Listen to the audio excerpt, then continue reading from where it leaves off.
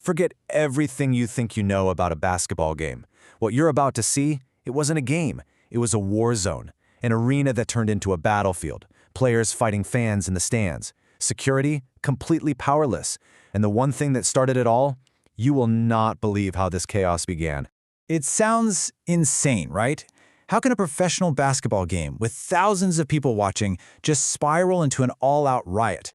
But on one infamous night, that line between being a spectator and being a combatant just disappeared. So how did it all go so terribly wrong? You know, the moment that ignited one of the ugliest brawls in sports history wasn't some brutal foul or a punch thrown between two players. No, it was something else entirely, something you'd never expect.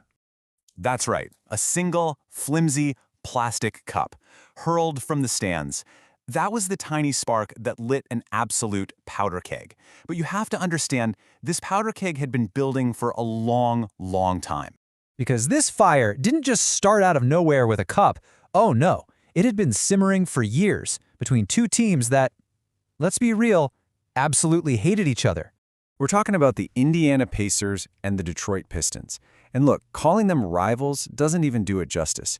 These guys were enemies. Every game they played was a battle. It was physical, it was aggressive, and it always felt like it was just one wrong move away from boiling over. And on this particular night, you could just feel the tension from the very first minute. It was a war of constant trash talk and hard fouls. The game was basically over, but the fight was just getting started. So here's how it all went down. Less than a minute to go, the Pacers' Ron Artest gives a reckless foul to the Pistons' Ben Wallace. And Wallace just snaps. He shoves Artest with a ton of force, and instantly both benches clear. It's a huge scuffle, but it actually seems to be dying down. Artest even walks away, lies on the scorer's table to cool off.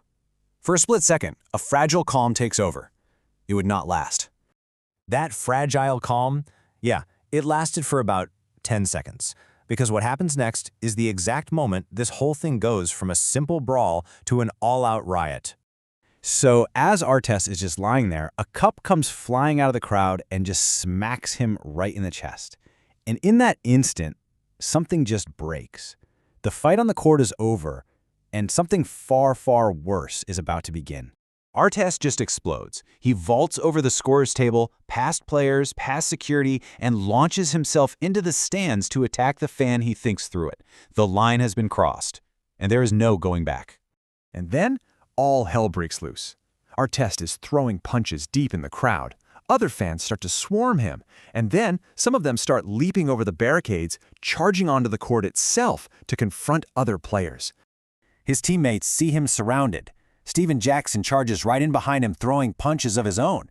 Jermaine O'Neal confronts a fan on the court. And security? They're just spectators now. This is pure anarchy. The whole scene just descends into utter madness. Drinks, popcorn, fists flying everywhere. A folding chair gets ripped from its spot and hurled into the chaos. This isn't a fight anymore, it's a riot.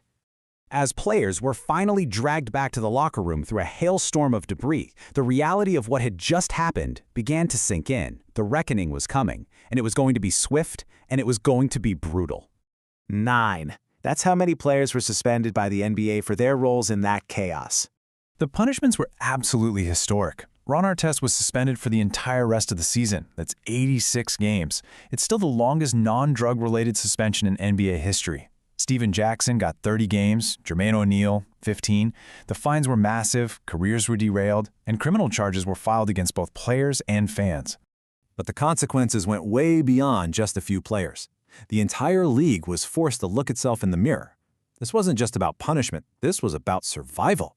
They had to make sure this could never, ever happen again. I mean, the Malice at the Palace was a national embarrassment for the league. But it was also the catalyst that forced it to fundamentally change how it operated, to protect its players, its fans, and its own future. And the league moved fast. Security at every single arena was immediately increased. The rules for player conduct, especially during fights, became ironclad. A zero-tolerance policy for fans who crossed the line was put in place, and in a lot of arenas, alcohol sales were restricted.